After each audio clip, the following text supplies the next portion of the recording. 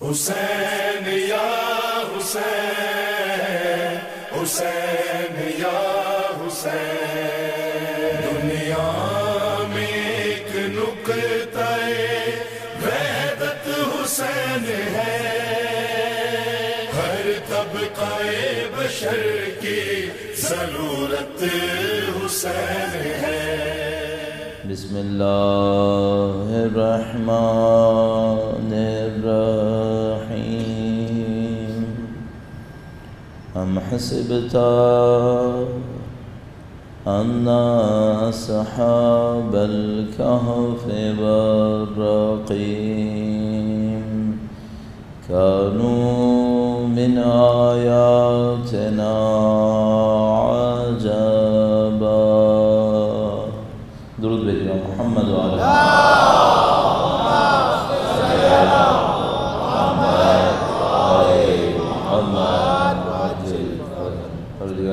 انتہائی لطف و کرم ہے، انتہائی احسان ہے، اس نے ہمیں اہل بیت اطہار علیہ السلام کی محبت، ان کی معرفت نصیب فرمائی ہے۔ اس دعا کے ساتھ کہ انشاءاللہ مرتدموں تک ہمیں اہل بیت کے بہترین چاہنے والوں میں قرار فرمائے، نسلاً بعد نسلاً قیامت تک ہماری تمام نسلوں کو ان کے جانثاروں و وفاداروں میں قرار فرمائے۔ انشاءاللہ اسی دنیاوی زندگی کے اندر ان کے ظہور کا دن دیکھنا نصیب فرمائے، ان کی نصرت کی راہ میں شہادت نصیب فرمائے۔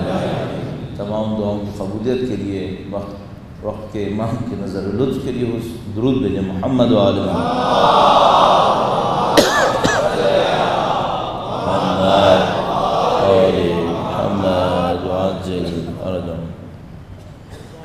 پروردگار عالم نے اس کائنات کو ایک توازن کے اوپر، ایک نظم و ضبط کے اوپر خلق فرمایا ہے، اور یہ جو توازن کا لفظ ہے، بیلنس کا لفظ ہے، یہ اس طرح ہمیں پوری کائنات کے اندر نظر آتی ہے۔ آپ چاہے اس دنیا کی کائنات کی جسمانی وجود کو دیکھیں، خود آپ اپنے وجود کو دیکھیں تو آپ کو ایک عجیب و غریب توازن اپنے وجود کے اندر نظر آئے گا۔ اور جیسے ہم جسم اور جسم کے توازن سے سیکھنے کی بات کرتے ہیں تو توحید مفضل نام کی روایت آپ سب نے کہیں نہ کہیں پڑھی ہوگی، کہیں نہ کہیں دیکھی ہوگی، وہ ذہن میں آتی ہے کہ امام ارشاد فرماتے ہیں کہ کتنا خدا مختار نے تمہیں توازن کے ساتھ خلق کیا ہے، تمہیں کھڑے ہونے میں کوئی دقت نہیں ہے، تمہیں بھاگنے میں کوئی دقت نہیں ہے۔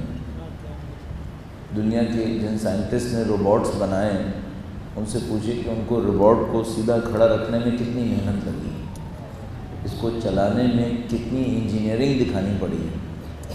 الحمدللہ رب العالمین ہم لوگ کھڑے ہیں، چل رہے ہیں۔ ایک آنکھ بنانے میں شاید ابھی تک ایسی کامیابی نہیں ہو پائی جو آنکھ خدا نے ہمیں دی، کوئی کامیابی نہیں ہو پائی۔ الحمدللہ رب العالمین خدا متعال کا ایک توازن ایجاد کیا ہوا توازن ہمارے جسم کے اندر بہت واضح ہے۔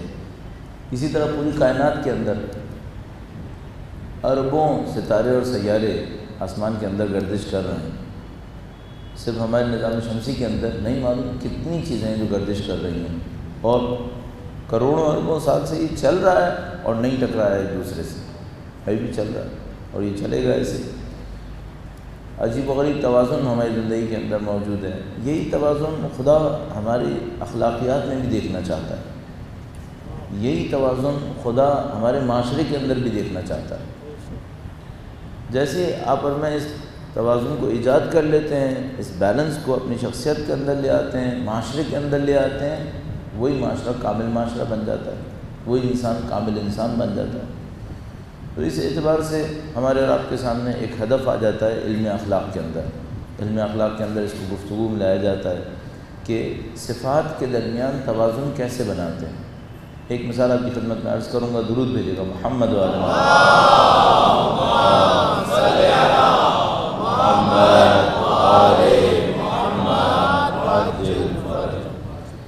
مثلا انسان کی ایک اچھی صفت ہے بہادری۔ بہادری ایک صفت ہے، شجاعت، البتہ مختلف ترجموں کے ساتھ۔ مثلا ایک شجاعت وہ ہے جو نفس کے اوپر کنٹرول کرنے کی شجاعت ہے، ایک شجاعت وہ ہے جو دشمن کے سامنے، کسی خطرے کے سامنے دفاع کرنے کی شجاعت ہے۔ شجاعت انسان کے اندر اچھی چیز ہے۔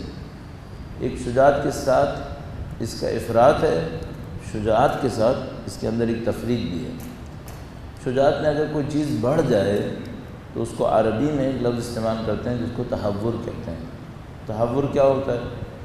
تحور یہ ہوتا ہے کہ کوئی شخص شجاعت میں احمقانہ حد تک آگے بڑھ جائے، یعنی ایسے آگے بڑھ جائے کہ اب جو اس نے حرکت دکھائی ہے عقل کے دائرے میں اچھی نہیں آ رہی، یعنی بلا وجہ نے ایک ایسا رسک لیا ہے جس رسک کو لینے کی کوئی ضرورت نہیں ہے۔ ایک دفعہ مثلا ایک انسان سینکڑوں انسانوں کی جانوں کو خطرے میں دیکھتا ہے، اپنی جان کو خطرے میں ڈال دیتا ہے اور سینکڑوں انسانوں کو بچا لیتا ہے، جیسے ہماری کوہاٹ کے اندر اس شیعہ جوان بچے نے اپنے آپ کو خطرے میں ڈالا۔ اچھا یہ شجاعت ہے، یہ شجاعت ہے، یہ تحور نہیں ہے۔ تحور کہاں پر ہے؟ مثال کے طور پر فرض کریں کہیں پہ جنگل میں کسی آدمی کو شیر نظر آیا، اس نے کہا چلو آج میں اس سے کشتی لڑتا ہوں، یہ کون سی شجاعت ہے بھائی؟ کیوں؟ اچھا اس سے کشتی لڑنے سے کیا ہوگا؟ کوئی کہے کہ میں نے شجاعت دکھائی، نہیں یہ شجاعت نہیں ہے، حماقت ہے، یہ بلا وجہ میں اپنی جان کو خطرے میں ڈالا ہے۔ اچھا اس میں کمی بھی آتی ہے انسان کے اندر۔ کمی کیسے آئی؟ مثلا وہی شیر کی مثال میں، شیر میری اولاد پہ حملہ کرے نہ کچھ نہ کر سکوں، اس کا مطلب ہے یہاں بزدلی ہے، شجاعت میں کمی ہے۔ تو علم اخلاق ہم سے کہتا ہے کہ تم اس کے درمیان توازن ایجاد کر کے دکھاؤ، اپنی بہادری کے اندر توازن بناؤ، نہ وہ تحور ہو کہ احمقانہ ہو جائے، نہ یہ کمی ہو کہ انسان اپنا دفاعی نہ کر سکے۔ اسی طرح ہر صفت میں ہے۔ مثلا ایک صفت ہے دینے کی صفت ہے جس کو آپ جود و سخا کہتے ہیں، سخاوت۔ ایک سخاوت کے اندر ایسے آگے بڑھ جانا ہے کہ آپ ہاتھ خالی ہو کے بیٹھ گئے اور اب خدا سے شکوہ کر رہے ہیں کہ خدا میں نے تیری راہ میں دیا، میرے پاس کچھ نہیں ہے۔ ایک سخاوت کی کمی ہے جس کو ہم کنجوسی تعبیر کرتے ہیں۔ علم اخلاق ہم سے کیا کہتا ہے؟ علم اخلاق کہتا ہے توازن بناؤ، جب دینے کا موقع آئے دو، اور جب نہ دینے کی بات ہو، عقل کا تقاضا ہو تو مت دو۔ البتہ اس میں یہ ہے کہ ہر معاشرہ اپنے حساب سے سخاوت اور کنجوسی کی معیار بنائے گا، لیکن خدا و تعالیٰ کا اپنا ایک معیار ہے، اس کو بیلنس کو کریٹ کر لینا وہ علم اخلاق کے اندر سخاوت کہلائے گا۔ یہ توازن کی چند مثالیں ہیں، لیکن اس وقت جو میرے مورد نظر ہے وہ ایک اور توازن ہے، اور وہ توازن ہے انسانوں کی عقل میں اور انسانوں کے جذبات میں۔ یہ توازن انتہائی شدید ایک مسئلہ ہے، اس کے لیے تعلیم کی ضرورت ہے، اس کے لیے تربیت کی ضرورت ہے۔ پہلے اس مسئلے کو آپ کی خدمت میں عرض کروں گا اور پھر قوم بنی اسرائیل کی تاریخ سے ایک چیپٹر لے کر اس کو عصر حاضر کے اوپر منطبق کریں گے، جو ہمارا ان مجالس کے لیے موضوع ہے۔ درود بھیجے گا محمد و آل محمد۔ صلی علی محمد آل محمد۔ یہ ہمیں سمجھ میں آتا ہے کہ کوئی واضح معیار نہیں بنا سکتے ہم انسانوں کے لیے کہ کتنی عقل چاہیے، کتنی شجاعت چاہیے۔ اس کی وجہ یہ ہے کہ جو کوئی بھی انسانوں کو دیکھے بہت آسانی سے سمجھ جائے گا کہ انسان مختلف صلاحیتوں پہ پیدا ہوئے ہیں۔ کچھ انسان ایسے پیدا ہوئے ہیں جیسے پیدائشی عقل مند ہیں، پیدائشی عقل مند، یعنی حساب کتاب زیادہ ہے، دیکھ بھال کے چلنا زیادہ ہے، ہر چیز کے اوپر سوچنا سمجھنا زیادہ ہے۔ اچھا کچھ ایسے پیدا ہوئے ہیں جو پیدائشی تھوڑے سے جذباتی ہیں، بریکس کم ہیں، ایکسلریٹر تھوڑا زیادہ ہے۔ میں نے بعض اوقات مجالس کے اندر ایسی باتیں شاید کرنا مناسب نہ ہو، لیکن بہرحال مجھے لگتا ہے کہ زیادہ بلیغ ہے، اثر زیادہ ہے اس کا، کہ ہم نے اپنے بچوں کی تربیت میں اور جو اسکولز وغیرہ میں پڑھاتے ہوئے بچوں کو دیکھا تو اس فرق کو بہت عجیب و غریب طریقے سے محسوس کیا مجھے کہ کچھ بچے طبیعت میں حساب کتاب والے ہیں۔ یعنی مثال کے طور پر ہم نے اس بات کو نوٹ کیا کہ کچھ بچے ایسے ہیں، آپ نے بھی دیکھا ہوگا کہ مثلا آپ ان کو بستر پہ لٹا دیں اور وہ ہلتے ہوں جلتے ہوں، عقل و شعور نہیں ہے، چل نہیں سکتے ہیں، صرف لڑک سکتے ہیں۔ لڑکنے میں بھی جب وہ بستر کے کنارے پہ پہنچے گا تو چادر پکڑ لے گا، پیچھے پیچھے لڑکے گا چادر پکڑ کے کہ کہیں میں گر نہ جاؤں۔ کچھ بچے ایسے ہیں۔ اچھا کسی اور بچے کو آپ ایسے ہی لٹائیں کہ وہ لڑکے دھڑم سے لڑک جائے گا، بستر کے نیچے چلا جائے گا، بیچارے کو پتہ بھی نہیں چلے گا کہ میں کب گرا۔ صحیح ہے؟ ایک ہی سن و سال کے اندر بچے دو بیہیویئر دکھائیں گے آپ کو۔ اچھا آپ کہیں کہ نہیں یہ دو علیحدہ ماں باپ کے ہوں گے، نہیں ایک ہی ماں باپ کے ہوں گے، ایک ہی ماحول کے ہوں گے۔ لیکن یہ دو علیحدہ بیہیویئر دکھائیں گے۔ ایک بچہ محتاط ہوگا، آپ اپنے بھائی بہنوں کے اندر دیکھ لیجئے، آپ کے بھائی بہنوں میں اگر چند ہوئے چین کی پالیسی پہ نہیں ہوئے تو اس میں کچھ ایسے ہوں گے جن کو چوٹیں زیادہ لگتی ہوں گی، اور کچھ ایسے ہوں گے جن کو کوئی چوٹ ووٹ نہیں لگتی ہے۔ کچھ کے سر زیادہ پھٹتے ہیں، کچھ کے سر بالکل نہیں پھٹتے ہیں۔ جن کے سر زیادہ پھٹتے ہیں، جن کو چوٹیں زیادہ لگتی ہیں، کسی اور گھر میں رہ رہے ہوتے ہیں کیا؟ نہیں، اسی گھر میں رہ رہے ہوتے ہیں جن میں ان کا بھائی رہ رہا ہوتا ہے، تو اس کو کیوں زیادہ چوٹیں لگتی ہیں؟ بدقسمتی نہیں، بدقسمتی بھی نہیں ہے، تھوڑا سا لاؤبالی ہے۔ اچھا، اب یہ طبیعتوں کا فرق ہم سب کو پتہ ہے۔ جب یہی انسان بڑے ہوں گے تو اپنے اس فرق کا انکار کر سکتے ہیں کیا؟ نہیں، یہ اپنے اس فرق کا انکار نہیں کر سکیں گے۔ تو مثال کے طور پر آپ اور میں جو اس جگہ کے اوپر بیٹھے ہوئے ہیں، ہم لوگوں کے بچپن سے ہی کچھ انسان ایسے ہوں گے جو سوچنے سمجھنے والے ہوں گے، اور کچھ انسان ایسے ہوں گے جو تھوڑے سے تیز ہوں گے اس معاملے کے اندر۔ اچھا، اب سوال یہ ہے کہ خدا متعال نے یہ دو طرح کے انسان کیوں خلق کیے ہیں؟ سب کو ایک جیسا خلق کر دیتا؟ نہیں، ہرگز ایسا نہیں ہو سکتا تھا۔ کیوں؟ دونوں طرح کے انسان چاہیے تھے۔ معاشرے کے اندر سوچنے سمجھنے والے بھی چاہیے تھے، اور معاشرے کے اندر کچھ ایسے بھی چاہیے تھے جو بے اصطلاح آتش کے اندر کود پڑیں اور وہ پھر بہت زیادہ کیلکولیشنز نہ کرتے ہوں۔ تو معاشرے کے اندر دونوں چاہیے۔ اب اگلا مسئلہ یہ ہے، اس کو بیلنس کیسے کیا جائے؟ بیلنس کیسے کیا جائے؟ اور کیا ایسا ہے کہ بعض قوموں میں ایک سائڈ زیادہ چلی جاتی ہے اور بعض قوموں میں دوسری سائڈ مثال کے طور پہ زیادہ چلی جاتی ہے؟ تو جس طرح بچوں میں ہم نے کہا کہ کچھ کے اندر تھوڑی سی یہ احتیاط زیادہ ہوتی ہے، کچھ کے اندر یہ احتیاط نسبتاً کم ہوتی ہے، تو مجھے یہ احساس ہوا کہ قوموں کے ساتھ بھی ایسا ہی ہے۔ قوموں کے ساتھ بھی یہ ماجرا ہے۔ کچھ قوموں کے اندر ایک طبیعتاً احتیاط پائی جاتی ہے، اور کچھ قوموں کے اندر طبیعتاً اس احتیاط کی کمی ہے۔ البتہ اس کی ایک تفصیل اور بھی ہے، وہ بھی میں آپ کی خدمت میں برسبیل تذکرہ عرض کرتا چلوں۔ درود بھیجے گا محمد و آل محمد صلی اللہ وعجل۔ یہ بھی عرض کرتا ہوں آپ کی خدمت میں کہ ہمارے بعض دوست احباب جو ہمارے مخلص دوست احباب بھی ہیں، ہم پہ یہ اعتراض کرتے ہیں کہ آپ اپنی مجلس کے اندر روایتیں اور آیتیں بہت کم پڑھتے ہیں، اور اس سے لوگوں کو اہل بیت کی تعلیمات سے کنیکشن جوڑنے میں کچھ دشواری ہوتی ہے۔ اچھا، ہم نے دو وجہ سے اس کے اوپر توجہ نسبتاً کم دی ہے۔ پہلی بات تو یہ کہ اگر ہم تعلیمات کو قرآن اور اہل بیت سے حاصل کیے بغیر بولیں گے تو یہاں بولنے کی ہے ہی نہیں، کرتے یہاں بولنا ہی نہیں چاہیے۔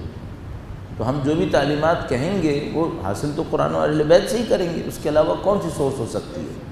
تو پہلی بات تو یہ کہ اس وجہ سے کہ ہماری بنیاد وہیں پر تھی، ہم نے اس کے اوپر توجہ زیادہ نہیں دی کہ ہم عبارتیں کتنی پڑھیں گے۔ تو دوسرا ایک وجہ یہ ہوئی کہ ہم نے یہ احساس کیا کہ بہت زیادہ عربی پڑھنے سے لوگوں کے علم میں شعور میں کوئی اضافہ نہیں ہوگا۔ اس کی وجہ یہ کہ عربی جاننے والے ہیں ہی نہیں یہاں پہ۔ اگر میں عربی کے ٹیکسٹ پڑھتا بھی چلا جاؤں تو اس سے ایک تو میرے حافظے کی قابلیت ثابت ہوگی کہ میرا حافظہ بہت اچھا ہے۔ اچھا، اس سے آپ کو کیا ملے گا؟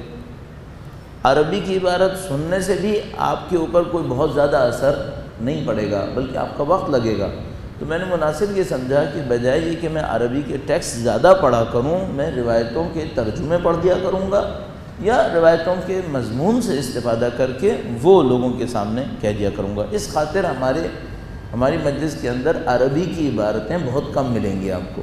بہرحال یہ ممکن ہے کوئی کسی کو کمی لگے تو یہی کہہ سکتے ہیں کہ فی الحال ہمیں ایسے سمجھ میں آتا ہے۔ اپنی زندگی میں کوشش کرتے ہیں جو چیز سمجھ میں آ جائے اس پر عمل کر لیں، کسی اور چیز کو اگر سمجھنے کی توفیق نصیب ہوئی تو اس طرح سے کر لیں گے۔ فی الحال تو یہ سمجھ میں آتا ہے کہ اردو کے اوپر زیادہ اصرار کرنا چاہیے۔ بہرحال یہ بھی میرے ذہن میں آیا تو میں نے عرض کر دیا۔ اب میں اپنی بات کے اوپر واپس آتا ہوں قوموں کی جذبات وغیرہ کے حساب سے۔ درود بھیجے گا محمد و آل محمد صلی اللہ محمد و آل محمد وعجل فرج۔ ہم نے تھوڑا بہت یہ دیکھنے کی کوشش کی کہ بھئی یہ جو قوموں کا اس وقت فرق ہے، یعنی مثلا انگریزی حساب سے 2015 میں جو قوموں کا فرق ہے، کچھ قومیں تھوڑی جذباتی ہیں، زیادہ جذباتی ہیں، کچھ قوموں کے اندر وہ جذباتیت نسبتاً کم ہے۔ اور اس میں کوئی یہ نہ سوچے کہ گورے اور کالے کا فرق ہے یا مثلا ایشین اور یورپین کا فرق ہے، نہیں، حتیٰ یورپینس کے اندر بھی فرق ہے۔ مثلا اگر آپ انگریزوں کا یعنی انگلستان کے رہنے والوں کا مقایسہ اٹلی والوں سے کریں تو یقیناً آپ اٹلی والوں کو زیادہ جذباتی پائیں گے۔ اسی طرح عرب کے اندر بھی ہے، اسی طریقے سے ایشینز کے اندر بھی ہے۔ مثلا اگر آپ بنگلہ دیش کے رہنے والوں کا مقایسہ جاپان والوں سے کریں تو آپ بنگلہ دیشوں کو نسبتاً زیادہ جذباتی پائیں گے جاپانیوں کے مقابلے میں۔ اسی طرح یہ کالے گورے کا مسئلہ نہیں ہے اور ایشین یورپ کا مسئلہ بھی نہیں ہے، اور کوئی یہ کہے کہ مسلمان اور غیر مسلمان کا فرق ہے، نہیں، یہ بھی نہیں ہے، یہ بھی نہیں ہے۔ تیسری دنیا اور پہلی دوسری دنیا کا بھی نہیں ہے، یہ بھی فرق نہیں ہے۔ جو سارا فرق سمجھ میں آ رہا ہے وہ گزشتہ 150 سال کے اندر تعلیمی نظام کا فرق ہے۔ جو مجھے ابھی تک سمجھ میں آیا ہے وہ یہ کہ گزشتہ 150 سال کے اندر جن قوموں نے تعلیمی نظام میں اس کے اوپر محنت کی ہے کہ لوگوں سے غیر ضروری جذباتیت کو کسی طریقے سے کم کیا جائے، ان قوموں کے اندر ایک اسٹیبلٹی آئی ہے۔ ورنہ اگر آپ 200 سال پہلے چلے جائیں، 300 سال پہلے چلے جائیں تو زیادہ تر قومیں ایک ہی جیسی جذبات کی نظر آ رہی ہیں۔ اب اس میں کیسے آپ پیچھے جائیں گے؟ تو آپ کے پاس یا تو ہسٹری کا علم ہو جس سے آپ پیچھے جا کے دیکھ سکیں، یا مثال کے طور پر بہت معذرت کے ساتھ عرض کر رہا ہوں، کوئی برا نہ مانے، کہ کسی بھی دور کے لکھے ہوئے ناولز کو پڑھ کے دیکھیں تو آپ کو اندازہ ہوگا کہ اس دور میں لوگ کس طرح سے گفتگو کر رہے تھے، کس طرح سے رہن سہن تھا، کیسے وہ ڈیل کرتے تھے۔ تو مثلا آپ ایسے کسی ناول کو دیکھ لیجئے جو 1870 کا فرانس دکھا رہا ہو، جب فرانس 1770 کا جب فرانس میں انقلاب آیا تھا، مثلا اس زمانے کا۔ مثلا آپ کوئی ایسی کہانی پڑھ لیں جو 1850 کا انگلستان دکھا رہا ہو، صحیح ہے؟ تو آپ دیکھیں گے کم و بیش وہی ہے جو اب ہمارے یہاں ہے، کم و بیش وہی ہے۔ تو پھر آپ اپنے آپ سے پوچھیں گے کہ اگر وہ بھی 200 سال پہلے یہی تھے جو ہم ہیں تو ڈیفرنس کیسے آیا؟ ایجوکیشن سے، نظام تعلیم سے۔ جن قوموں نے اپنے نظام تعلیم کے اندر اس بات کو ڈال دیا کہ جذباتیت کو کم کرنا ہے، غیر معمولی غیر ضروری جذباتیت کو، وہ کامیاب ہوئے ہیں۔ بدقسمتی سے ہمارے نظام تعلیم نے، آپ کو پتہ ہے کہ ہمارے ساتھ بہت ساری ناانصافیاں کی ہیں، ان میں سے ایک ہے، اور یہ علیحدہ مسئلہ ہے کہ ہمارا نظام تعلیم مسلسل ٹکڑے ٹکڑے ہوتا رہا ہے بدقسمتی سے۔ تو مثال کے طور پہ انگلستان میں رہنے والوں کو گزشتہ 200 سال میں اپنی ثقافت، اپنے تمدن میں ٹکڑے نہیں ملیں گے، ہمیں ملیں گے۔ کب ملیں گے؟ جب مغلوں سے انگریز آئے اور جب انگریزوں سے پاکستان بنا، تو ہمیں مسلسل بریکس ملیں گے۔ نتیجے میں ہمارا تعلیمی نظام منسجم نہیں ہے، اس کے ہمیں یہ نتائج جھیلنے پڑ رہے ہیں۔ اب ہمارے پاس کیا راستہ رہ گیا ہے؟ ہمارے پاس راستہ ہے دین کا راستہ۔ تعلیمی نظام تو ہمیں یہ نہیں دے پا رہا ہے۔ اب آیا دین کا معاملہ کہ بھائی دین ایک کام کرے کہ لوگوں کے اندر جو غیر معمولی جذباتیت ہے یا غیر ضروری جذباتیت ہے، اس غیر ضروری جذباتیت کو کم کروائے اور عقل پسندی کو بڑھا دے۔ تو اب یہاں تک تشریف لائے تو پھر یہ دیکھنا پڑے گا کہ بھائی یہ جو دین ہمارا دین ہے یہ جذباتیت اور عقل پسندی میں ڈسٹنگوش کیسے کرتا ہے، کس جگہ کو کہتا ہے اس کو صحیح ہونا چاہیے، کس جگہ کو کہتا ہے اتنا صحیح ہے، اس کا فرق ہمیں کیسے سمجھ میں آئے گا۔ میں روایت آپ کی خدمت میں عرض کرنا چاہوں گا، مولا امام صادق علیہ السلام سے درود بھیجو۔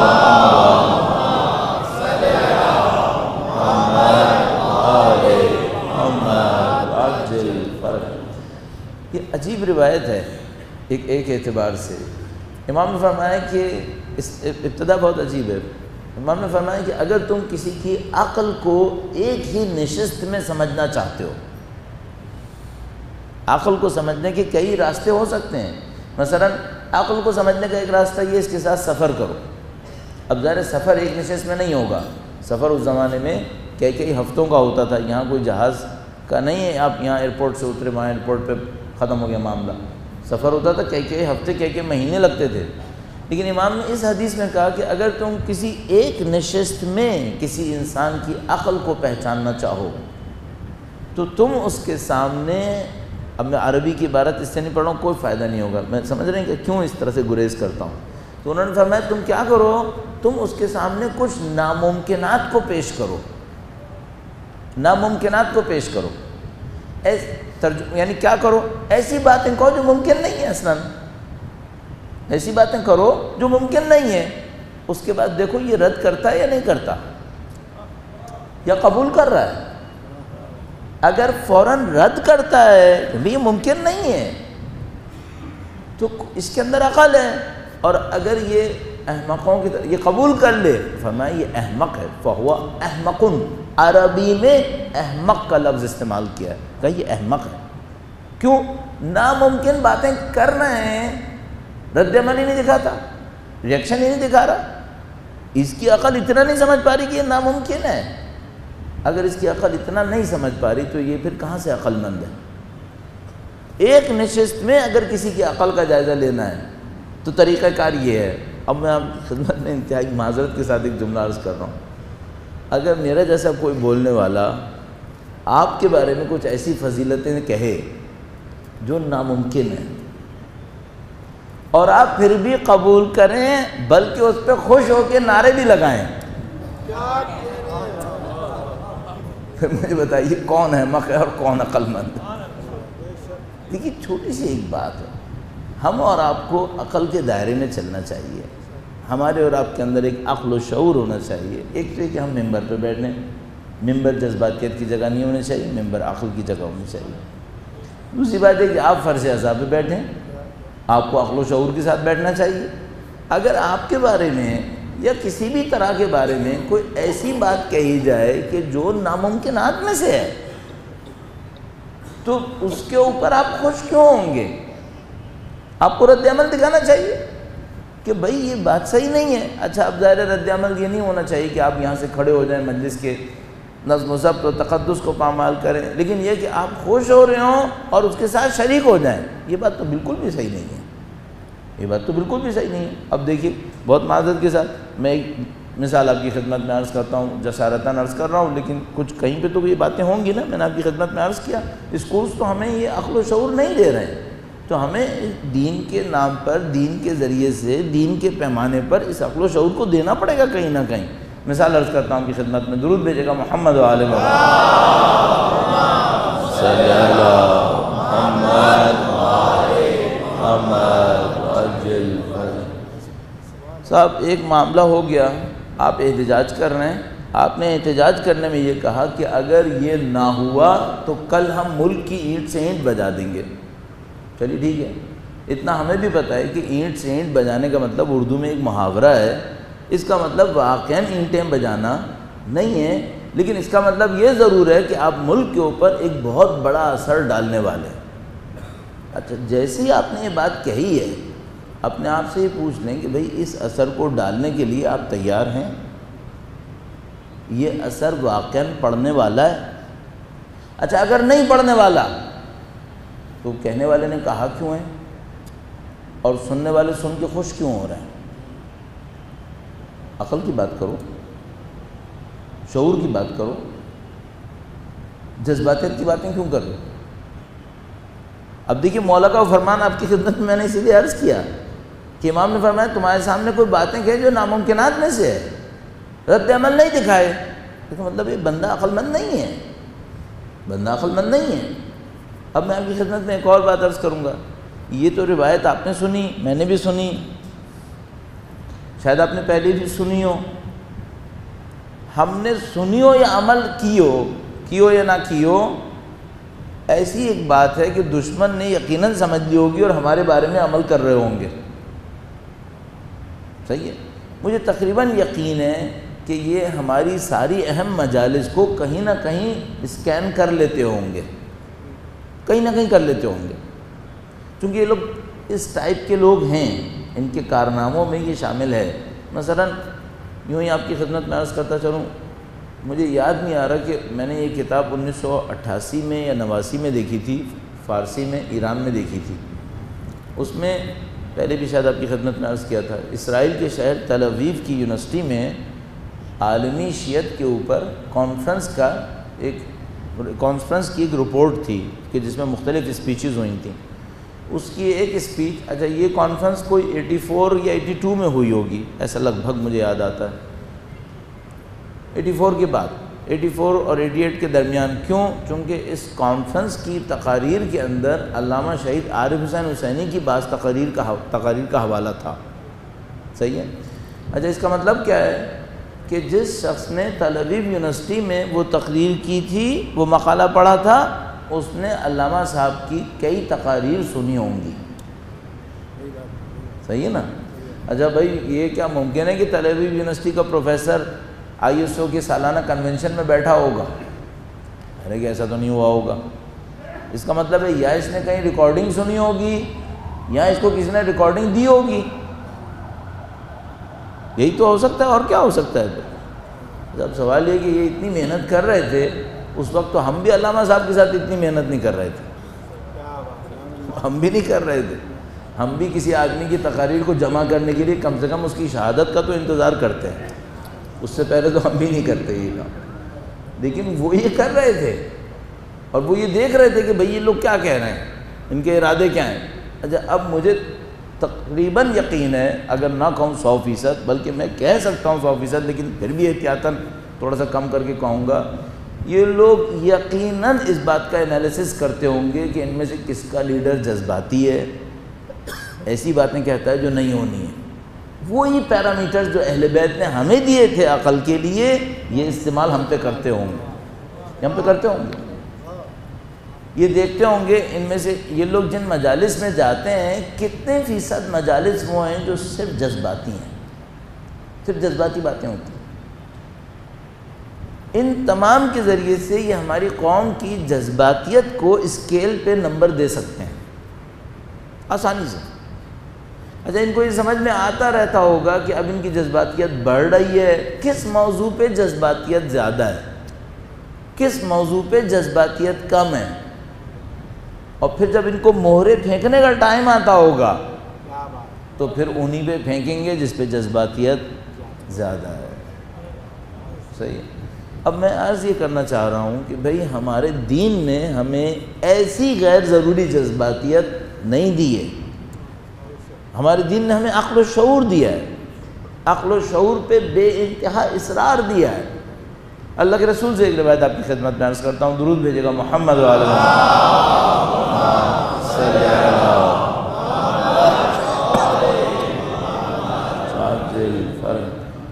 اللہ کے رسول کے پاس ایک آدمی آیا اور اس نے کہا کہ اے اللہ کے رسول مجھے نصیحت کرے۔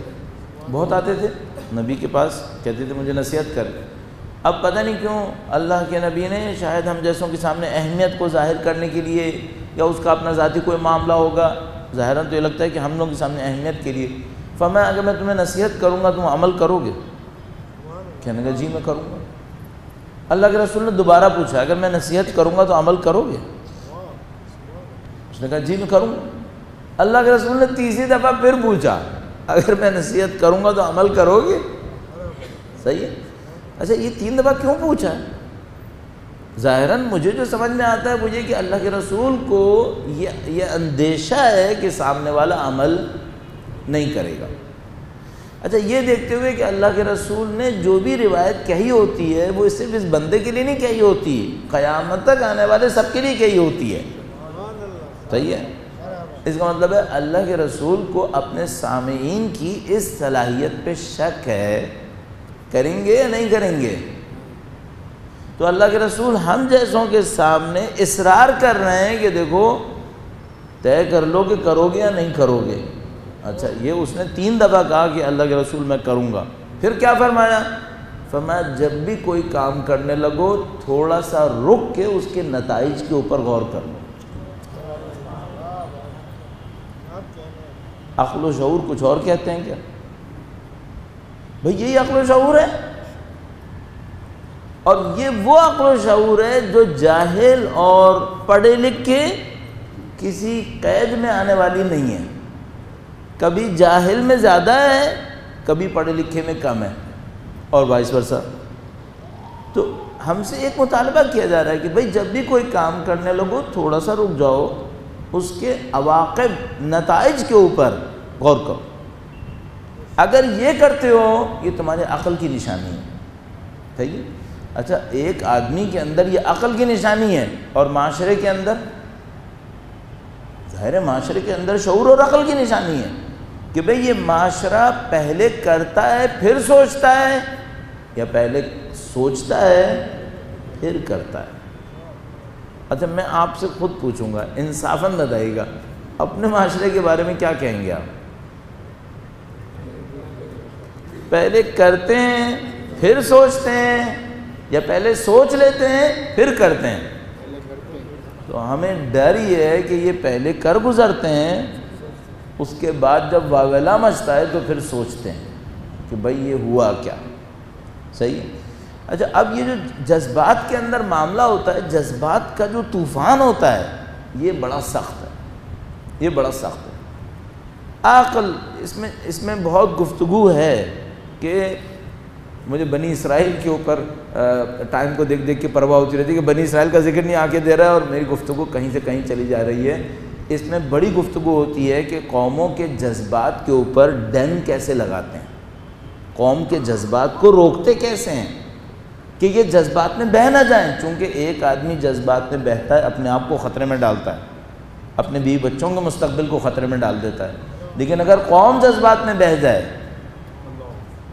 پھر حالات بڑے خراب ہوتے ہیں، اور بندے کی زندگی میں تو پھر کہیں یو ٹرن آ سکتا ہے، قوم کی زندگی میں یو ٹرن نہیں آتا۔ ہو گیا واپسی کا دور 30 سال بعد، 25-30 سال تو یوں ہی چلے جاتے ہیں۔ آپ اپنی قوم کے حالات میں غور فرمائیں تو آپ کو یوں لگے گا کہ 25-30 سال جانے میں دیر نہیں لگتی ہے، جذبات نہیں چلے جاتے ہیں۔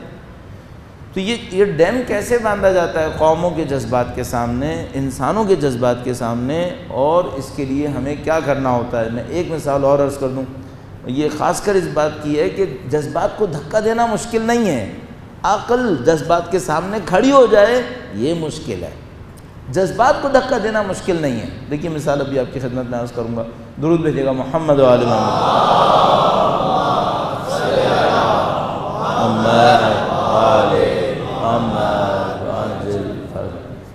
عزیزان محترم، آپ مجھے معاف فرمائیے گا اگر میں بنی اسرائیل کا تذکرہ نہ کر سکوں، چونکہ ٹائم بہت کم ہے اور یہ بات انتہائی امپورٹنٹ پوائنٹ میرے ذہن میں آیا ہوا ہے، میں اس کو مس نہیں کرنا چاہ رہا ہوں۔ بہت سارے پوائنٹ آپ لوگوں کی برکتوں سے دماغ میں آتے ہیں تو وہ کہہ دوں کہ گزر گیا تو بھول گیا تو پھر کیا ہوگا۔ امپورٹنٹ پوائنٹ یہ ہے، آیا قومیں اپنے تجربوں سے سیکھیں یا نہ سیکھیں؟ تجربوں سے سیکھنا چاہیے۔ دنیا کی کوئی کتاب انسان کو اس کی اپنی زندگی کے تجربوں سے زیادہ نہیں سکھا سکتی۔ دنیا کی کوئی یونیورسٹی کسی قوم کو اس قوم کے تجربوں سے زیادہ نہیں سکھا سکتی۔ مثلا ہماری قوم نے پاکستان کا تجربہ کیا ہے، پاکستان بننے کا، اس سے سیکھنا چاہیے تھا ہمیں۔ قومی سطح پر پاکستان بننے کا تجربہ بہت بڑا تجربہ تھا، سینکڑوں سال کے اندر آنے والی ایک تبدیلی تھی، اس سے ہمیں سیکھنا چاہیے تھا۔ میرا اپنا یہ خیال ہے کہ ہم نے اس نقطہ نظر سے پاکستان کی تشکیل پاکستان پہ کتابیں نہیں دیکھی جس میں ہم تشکیل پاکستان سے سیکھ پاتے کہ قوم کو سیکھنا کیا ہے۔ اب دیکھیے میں صرف ایک پوائنٹ سے سیکھنے کی کوشش کر رہا ہوں، اللہ اس پہ آسان کرے کام کو۔ دیکھیے آپ کو وہ وقت بہت اچھی طرح یاد ہے جب ہمارے یہاں ہر روز شہادتیں ہو رہی تھیں، ہر روز شہادتیں ہو رہی تھیں، ہم اور آپ نے یہیں پہ بیٹھ کے یہ سب چیزیں دیکھی ہیں، اپنے آپ لوگوں کو سب اچھی طرح یاد ہے۔ اچھا جس زمانے میں شہادتیں ہو رہی تھیں ہم لوگ ایک کرائسس میں آ گئے تھے کہ ہمیں یوں لگ رہا تھا کہ یہ شہادتیں زیادہ تر فرقہ وارانہ ہو رہی ہیں اور ایک فرقہ ہمارے خلاف کارروائی کر رہا ہے، صحیح ہے۔ اچھا آخری 5-6 مہینے میں 8 مہینے میں جو کچھ انکشافات سیاسی طور پر ہو رہے ہیں اور تبدیلیاں آ رہی ہیں، اور اس سے پہلے بھی بڑے بڑے نشان ہمارے پاس تھے جس کو ہم توجہ میں نہیں لانا چاہ رہے تھے یا بیان کرنے نہیں چاہ رہے تھے، تو ہمیں یہ اندازہ ہو رہا ہے کہ نہیں یہ فرقہ وارانہ کچھ فیصد تھیں اور زیادہ تر تھرڈ پارٹی کی کارروائی تھی، زیادہ تر تھرڈ پارٹی کی کارروائی تھی، ہاں کچھ فیصد فرقہ وارانہ بھی تھیں، صحیح ہے۔ اچھا اگر آپ اس کو لے لیجئے، مجھ سے قبول کر لیجئے، زیادہ ظاہر ہے میں شواہد تو میں بھی نہیں دینا چاہوں گا اور نہ آپ اس وقت سننے کے موڈ میں ہوں گے، لیکن بہرحال ہمارے پاس رپورٹس موجود ہیں، آپ نے بھی دیکھی ہوئی ہیں، آپ نے بھی پڑھی ہوئی ہیں، ڈان اخبار جیسے میں بھی آتی ہیں، ہر جگہ پہ آتی ہیں کہ بھئی ہمیں یہ پتہ چلا کہ 80% فرقہ وارانہ کیسز کے اندر جہاں بندے مرے ہیں ایک ہی ویپن استعمال ہوا ہے، ایک ہی اسلحہ، ایک ہی اسلحہ۔ اب یہ تعجب کی بات نہیں ہے کہ کراس دا بورڈ صبح ایک مرا ہے، شام کو ایک اور فرقے کا مرا ہے، ایک ہی ویپن استعمال ہوا ہے، صحیح ہے۔ اس کا مطلب یہ کہ کوئی تھرڈ پارٹی تھی جو دونوں کو مار رہی تھی۔ اچھا، وہ تھرڈ پارٹی دونوں کو مار رہی تھی، اور جب ہمارا بندہ شہید ہو گیا ہے تو اس کے جنازے سے پہلے ہم سب کے پاس میسیجز آ رہے ہیں، اپنی باری کا انتظار کرو، صحیح ہے۔ اور اب اٹھتے کیوں نہیں ہو؟ اب اپنے حق کے لیے کھڑے کیوں نہیں ہوتے؟ اب دشمن سے انتقام کیوں نہیں لیا گیا؟ ٹھیک ہے، یعنی یہ تھرڈ پارٹی دونوں کو مار بھی رہی تھی اور دونوں کو یہ جذبہ دے رہی تھی کہ اٹھو اور اب ہم نہیں ماریں گے، تم خود مارو۔ یہ وہ تجربہ ہے جو ہمارے ساتھ ہو گیا ہے، اور اس تجربے کو ثابت کرنے میں اتنی سی بھی دیر نہیں لگے گی کہ ہاں یہ ہوا ہے، صحیح۔ کیا اس تجربے سے کچھ سیکھنا نہیں چاہیے؟ اس سے کچھ سیکھنا نہیں چاہیے؟ کیسے سیکھیں؟ آپ لوگ اچھا، اب اگر فرض فرمائیے وہ جب یہ SMS آ رہے تھے، میسیجز آ رہے تھے کہ اٹھو انتقام لو، تو وہ جو کہہ رہا تھا انتقام لو، تو وہ تھرڈ پارٹی سے لینے کا کہہ رہا تھا، سامنے والے فرقے سے کہہ رہا تھا؟ فرقے سے کہہ رہا تھا، اور خود جا کے ان کو بھی مار رہا تھا اور ان سے بھی کہہ رہا تھا تم بھی انتقام لو، صحیح ہے۔ اچھا، اگر ہم جذبات میں آ کے واقعاً انتقام لیتے پھر تو وہی ہونا تھا جو وہ چاہ رہا تھا، صحیح ہے۔ میں آپ کی خدمت میں عرض یہ کرنا چاہ رہا ہوں انتہائی احتیاط کے ساتھ، وہ یہ کہ عزیزان محترم، ہمارے ساتھ آخری 10-15 سال 20 سال میں کچھ تجربے ہوئے ہیں۔ عقل مندی کا تقاضا یہ ہے، جذباتیت سے ہٹ کر ان تجربوں سے سیکھنا چاہیے، اور ان تجربوں سے جب ہم سیکھتے ہیں تو ہمیں ایک بات سمجھ میں آتی ہے، وہ یہ کہ اگر عقل کا سہارا نہیں لوگے سوائے یہ کہ دشمن تم سے کھیلیں گے اور کچھ نہیں ہوگا۔ صرف ایک راستہ ہے، عقل کا کام کرو، شعور کا کام کرو، جذبات کے اندر مت آؤ۔ اچھا، اب آپ تصور فرما رہے ہیں کہ ممکن ہے کوئی مجھ سے کہے کہ بھئی یہ جو آپ عقل و شعور کہہ رہے ہیں یہ بے حسی ہے، اور جذبات ضروری ہیں ورنہ دشمن سے کون لڑے گا اور یہ ساری باتیں۔ بھئی ہم یہ کیوں کہیں گے کہ نہ لڑو اگر کوئی دشمن ایسا ہے جس سے لڑنا چاہیے؟ تو پہلی بات تو ہے کہ ہم یہ کیوں کہیں گے کہ مت لڑو جس سے لڑنا چاہیے، لیکن پہلے یہ تو طے کر لو کہ لڑنا کس سے چاہیے، یہ تو طے کرو کہ لڑنا کس سے چاہیے۔ پھر ایک اور مسئلہ بھی ہے، یہ بھی طے کرو کہ لڑنا کیسے چاہیے، کیسے لڑیں، یہ سب باتیں طے کرو۔ جذباتیت میں مت آؤ، جذباتیت ہم لوگوں کے لیے زہر ہے۔ اس وقت ہم لوگ میڈیا کے دور میں ہیں، ہم لوگ انفارمیشن بلکہ ڈس انفارمیشن کے دور میں ہیں۔ یہاں غلط انفارمیشن پھیلانا چٹکیاں بجانے کا کام ہے۔ اس دور کے اندر وہ قوم بیچاری یتیم ہے جو جذباتی ہے۔ اس وقت شعور بہت امپورٹنٹ ہے، اور یہ وہ چیز ہے جو ہم بار بار دیکھتے ہیں کہ ہمارا دین ہم سے کہتا ہے لو کرو اس کے اوپر محنت۔ اچھا، کل میں آپ کی خدمت میں عرض کروں گا، کرنے کی کوشش کروں گا انشاءاللہ کہ جس قوم میں شعور آتا ہے اور جس قوم میں جذبات ہوتے ہیں اس کو ڈسٹنگوش کیسے کیا جاتا ہے۔ ابھی بھی بہت کچھ بیان کر چکا ہوں آپ کی خدمت میں، لیکن دیکھیے اسٹینڈرڈ کے طور پر جلدی سے اس کو عرض کرنے کی کوشش کرتے ہیں۔ کل موقع ملا، اللہ نے توفیق دی تو تفصیل سے عرض کریں گے۔ درود بھیجے گا محمد و آل محمد۔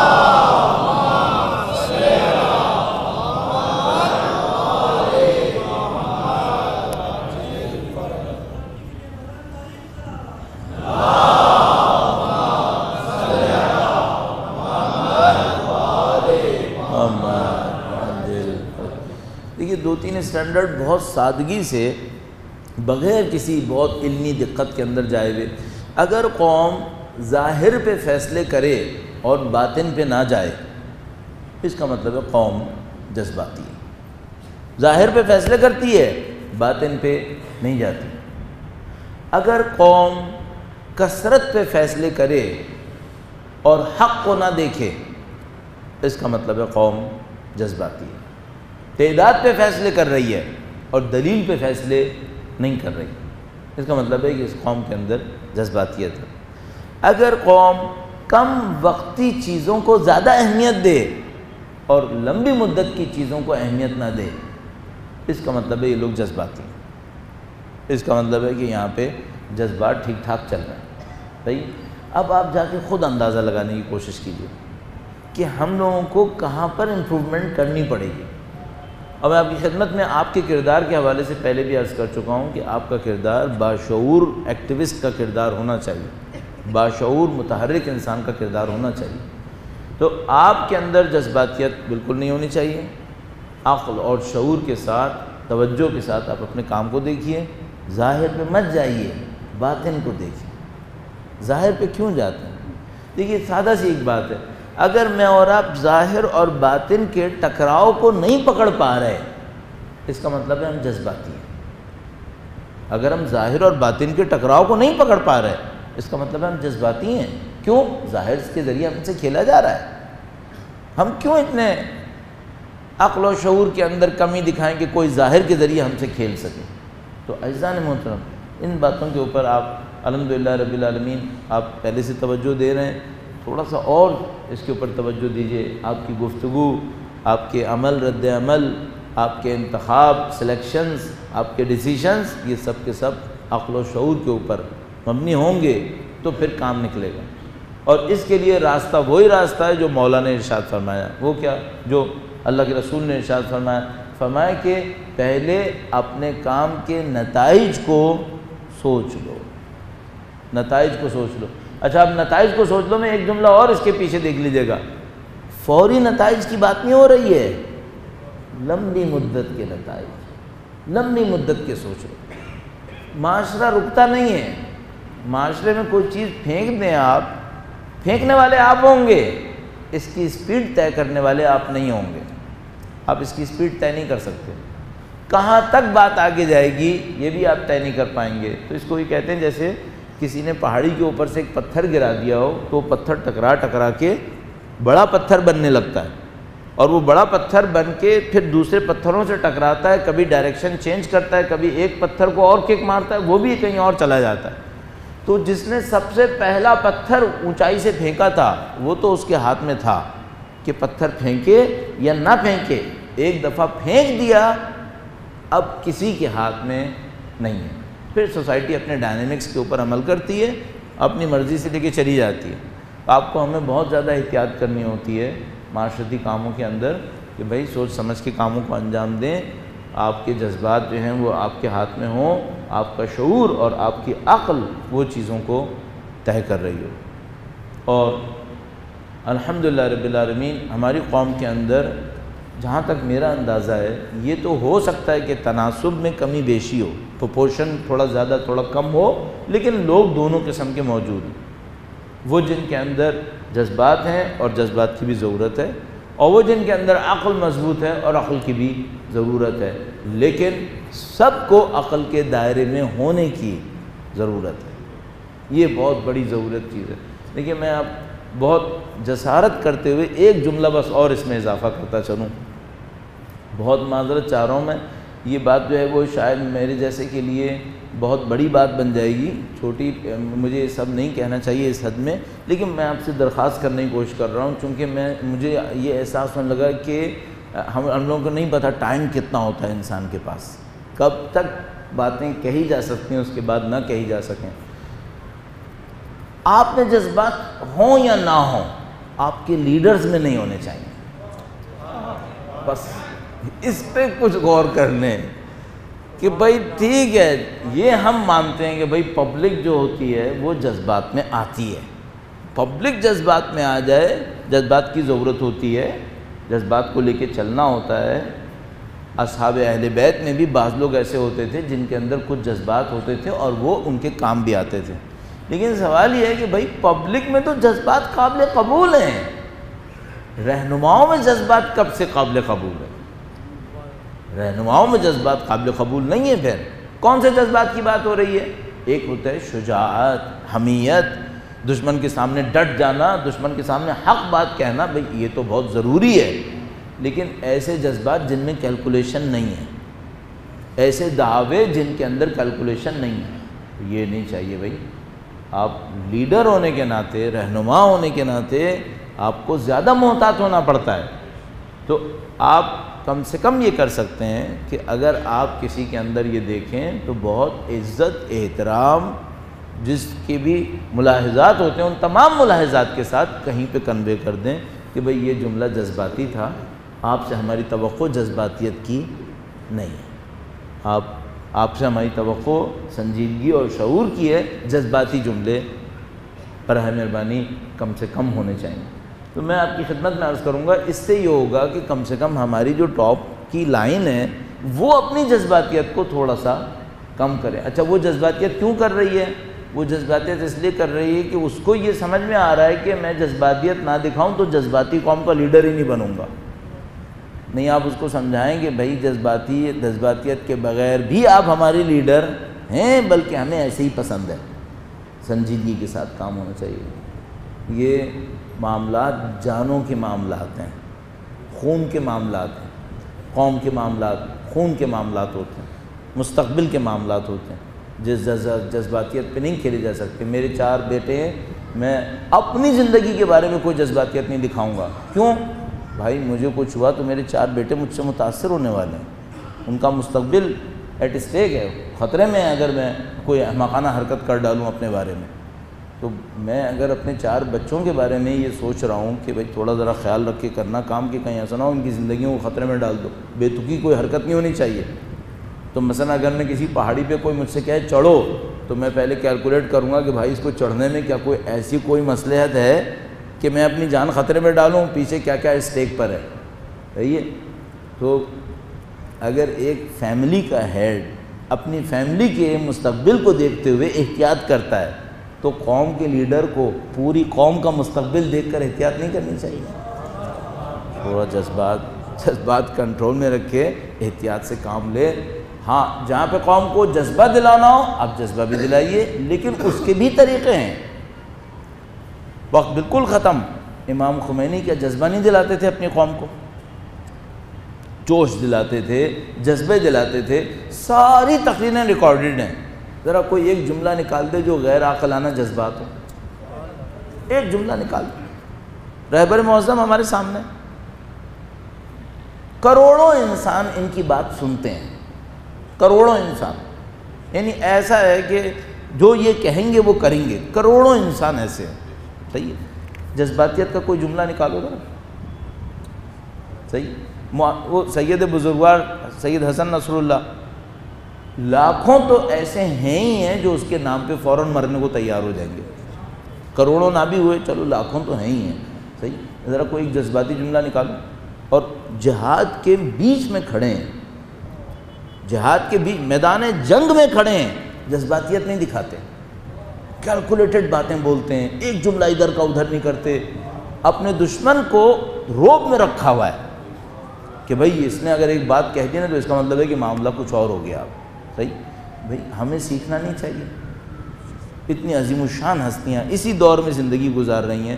اب یہ مجھ سے ممکن ہے کوئی آ کر کہے کہ بھئی سیاست میں کچھ چیزیں کرنی پڑتی ہیں، تو میں ان سے کہوں گا کہ بھئی یہ رہبر معظم سیاستدان نہیں ہے کیا؟ وہ سیاست نہیں کر رہے کیا؟ یہ مثلا سید حسن نصر اللہ یہ سیاست نہیں کر رہے کیا؟ ان کو سیاست میں یہ سب نہیں کرنا پڑتا، تو ہمیں کیوں سیاست میں کرنا پڑ رہا؟ اس کا مطلب ہے ہم کچھ اور کر رہے ہیں. اس خاطر میں کہہ رہا ہوں تھوڑا سا عقل و شعور کے ساتھ، جذباتیت کے اوپر تھوڑا سا کنٹرول رکھتے ہوئے.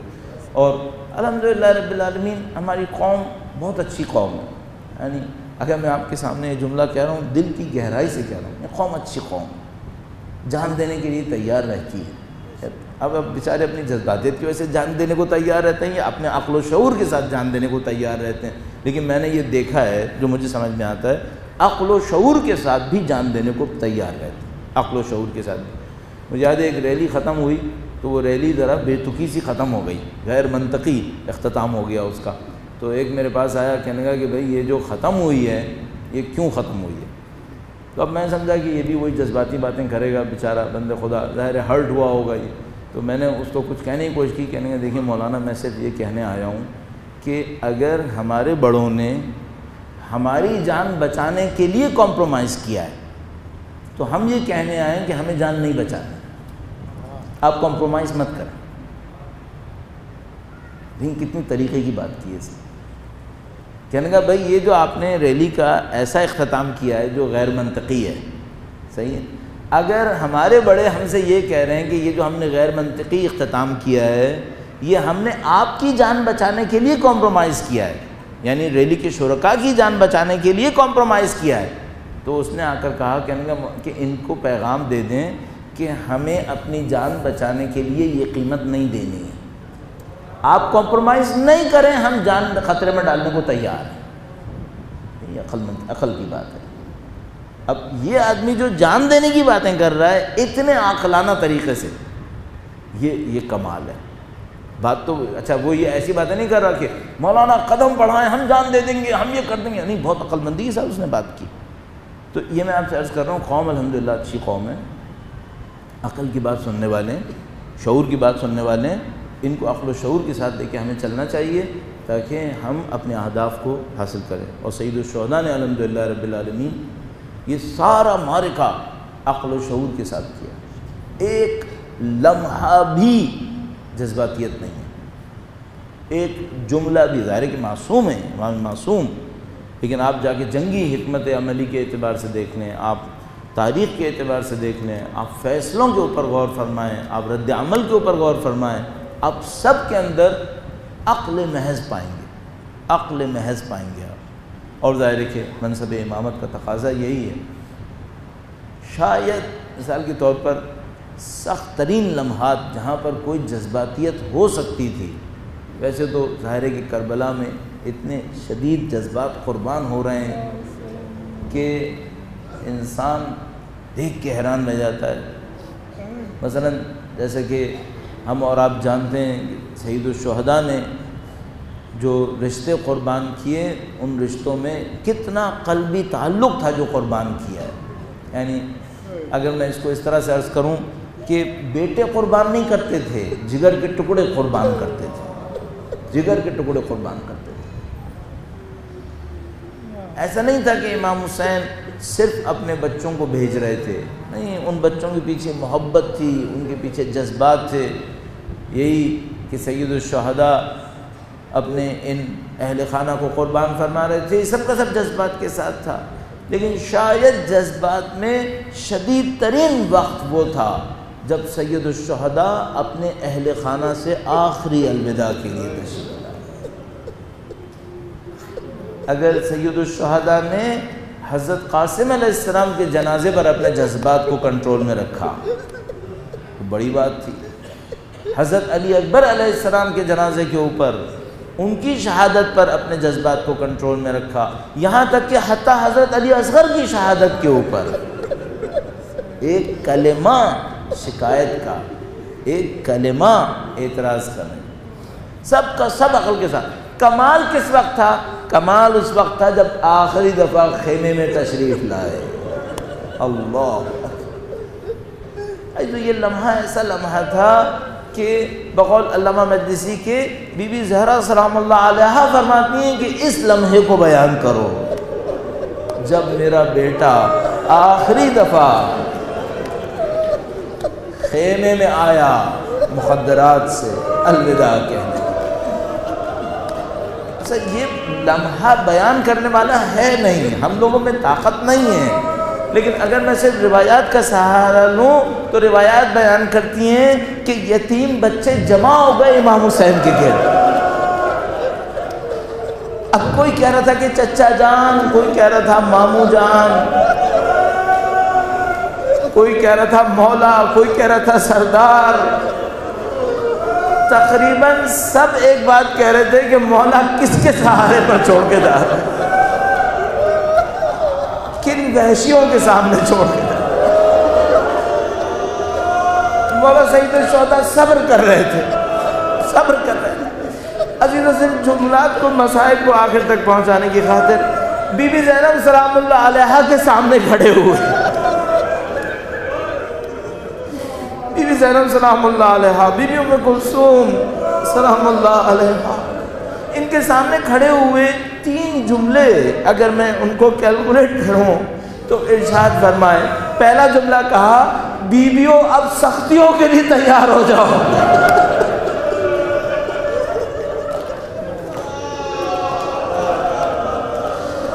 اللہ اکبر. کس دل سے امام حسین نے کہا ہوگا؟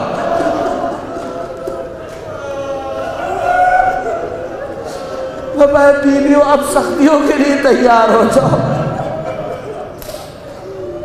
دوسرا جملہ فرمایا کہ دیکھو اللہ کے اوپر صبر کرنا اور خدا کے سامنے کبھی شکوہ مت کرنا. خدا کے لیے صبر کرنا اور کبھی شکوہ نہ کرنا. اور تیسرا جملہ کہا یقین رکھنا خدا تمہیں کامیاب کرے گا. میں کہوں گا مولا آپ کے تینوں جملے پورے ہو گئے. بیویاں سختیوں کے لیے تیار ہو گئی, بیویوں نے صبر بھی کر دیا اور اللہ نے کامیاب بھی کر دیا. لعنت اللہ علی القوم الظالمین وسيعلم الذین ظلموا أي منقلب ينقلبون. ماتم حسین.